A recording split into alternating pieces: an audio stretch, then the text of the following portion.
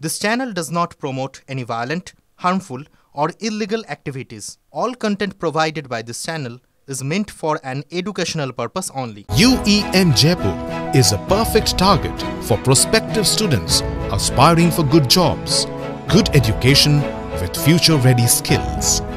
নমস্কার, দেখছেন টিভি9 বাংলা। আপনাদের সঙ্গে রয়েছি আমি তরুণীশ। এই মুহূর্তে ব্রেকিং নিউজ দিয়ে আপনাদের। বিয়ের প্রস্তাব প্রত্যাখ্যান করায় বারুইপুরে কলেজ পড়ুয়া তরুণীকে অপহরণ করে মারধর, অ্যাসিড মারানোর হুমকির অভিযোগ 3 যুবকের বিরুদ্ধে। এই মুহূর্তের আপডেট, 2 অভিযুক্ত ইতিমধ্যেই গ্রেপ্তার। এই মুহূর্তের আপডেট এই খবরে। অভিযোগ, দুটি স্কুটারে এসে তরুণীকে তুলে নিয়ে যায় 3 যুবক। কথা বলবো আমাদের প্রতিনিধি অভিজ্ঞান আমাদের সঙ্গে রয়েছেন। অভিজ্ঞান, এই দুজনকে এখন অবধি গ্রেপ্তার করা সম্ভব হয়েছে? তাদেরকে কোথা থেকে গ্রেপ্তার করা হলো এবং ঘটনা কি ঘটেছিল, এখন অবধি কি কি তথ্য সামনে আসছে? দেখো ধর্মিষ্ঠা, যেটা আমরা পুলিশের সূত্রে যেটা জানতে পেরেছি যে গতকাল এক দ্বিতীয় বর্ষের ছাত্রী পরীক্ষা দিয়ে বাড়ি থেকে কলেজ থেকে যখন বাড়ির উদ্দেশ্যে বেরিয়েছিল, সেই সময় চম্পাহাট এলাকায় তাকে দুটি স্কুটারে করে 3 জন যুবক তাকে জোর করে অপহরণ করে নিয়ে যায়। এই বলে তাকে অ্যাসিড মারা হবে। শেষমেশ তাকে গৌড়দহ 4 এলাকার মাঠে তাকে বেধড়ক মারধর করা হয় এবং সেই মারধরের ফলে তার আঙুলের ফ্র্যাকচার হয়েছে। শুধু তাই নয়, তার যাতে কলেজে বা অন্য জায়গায় গেলে তাকে প্রাণে মারারও পর্যন্ত হুমকি দেওয়া হয়েছে। এবং তার বিরুদ্ধে যেটা অভিযোগ, যেটা ওই ছাত্রদের বিরুদ্ধে, যে বিয়ে না করলে তাকে কিন্তু প্রাণে মারা হবে। শেষমেশ বাড়ির কাছাকাছি এলাকায় রাতে যখন ফেলে দেওয়া হয়, সেই অবস্থায় পাড়াপড়শি এলাকার লোকজন তারা দেখতে পায় এবং সেই অবস্থায় রাতে তাকে আহত অবস্থায় বারুইপুর মহকুমা হাসপাতালে যেমন নিয়ে আসা হয়েছে চিকিৎসার জন্য, সেই সঙ্গে সঙ্গে বারুইপুর থানায় অভিযোগ দায়ের করা হয়েছে। এবং এই অভিযোগ দায়ের করার পর 3 জন যুবকের বিরুদ্ধে যেহেতু অভিযোগ ছিল, ইতিমধ্যেই বারুইপুর থানার পুলিশ 3 জনের মধ্যে 2 জনকে গ্রেপ্তার করতে সমর্থ হয়েছে। তবে এখনো পর্যন্ত পরিষ্কার হয়নি যে মূল অভিযুক্ত, যে বারবার ওই ছাত্রীকে বিয়ের জন্য চাপ দিচ্ছিল এবং সেই অভিযুক্ত গ্রেপ্তার হয়েছে কিনা সেটা এখনো পরিষ্কার হয়নি। তবে ধৃতদেরকে আজকের বারুইপুর মহকুমা আদালতে তোলা হবে।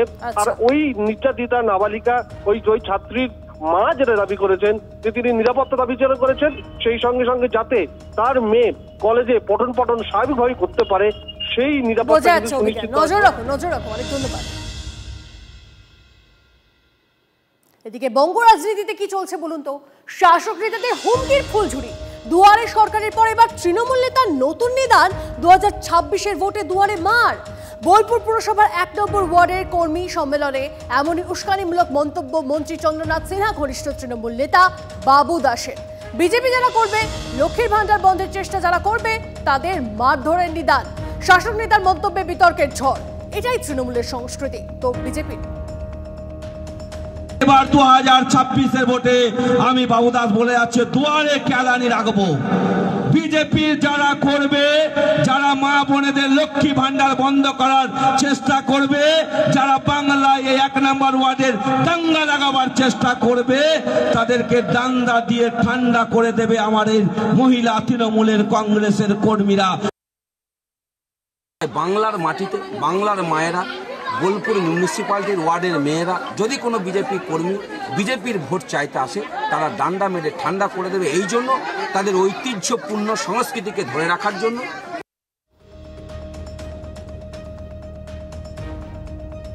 এই ঘটনায় বিজেপির তরফ থেকে কি বলা হচ্ছে শোনাবো আপনাদের।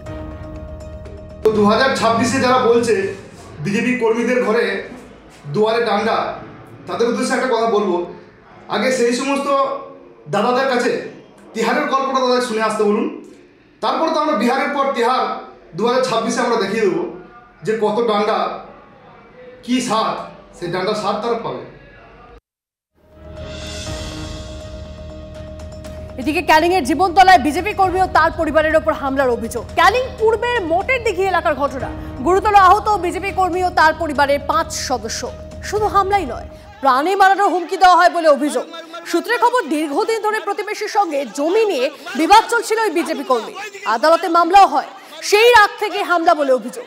পুলিশের বিরুদ্ধে উদাসীনতার অভিযোগ বিজেপি কর্মীদের। কেন আপনাদের উপর মারা? জায়গায় গিয়ে ঘাস ছিঁড়ে জায়গা জমি নিয়ে গন্ডগোল হচ্ছিল।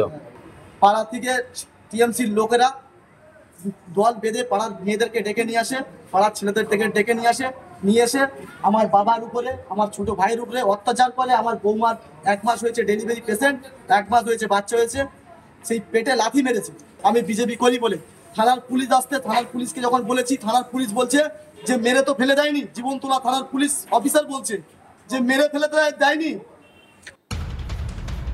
জীবনতলা বিজেপি কর্মী ও তার পরিবারের ওপর হামলার অভিযোগ। শওকত মোল্লাকে নিশানা করে সরব শুভেন্দু অধিকারী। শওকত ঘনিষ্ঠ দুষ্কৃতীরাই হামলা চালিয়েছে দাবি বিরোধী দলনেতার। ক্লাবের জায়গা দখলের চেষ্টা করেছিল বিজেপি কর্মীরা, ক্লাবের ছেলেরা প্রতিরোধ করে। শুভেন্দুর অভিযোগ উড়িয়ে পাল্টা দাবি শওকত মোল্লার। মটরদিঘিতে যে ঘটনাটা ঘটেছে এটা হলো একটা ক্লাবের সঙ্গে এদের দ্বন্দ্ব। ক্লাবের জায়গা দখল করে নিতে চেয়েছিল, ক্লাবের ছেলেরা তার প্রতিবাদ করেছে। আমার কাছে যতটুকু খবর আছে ক্লাবের দুজন ছেলে তারা এখন হসপিটালে অ্যাডমিশন আছে, মটরদিঘি হসপিটালে। আর ওদের নাকি একজন ইনজিওর হয়েছে, ওদের নাকি ক্যানিং হসপিটাল ভর্তি আছে। সেটাকে কেন্দ্র করে বিরোধী দলের নেতার এই ধরনের মন্তব্য, এটা একেবারে অসভ্যতার সবচাইতে বড় উদাহরণ।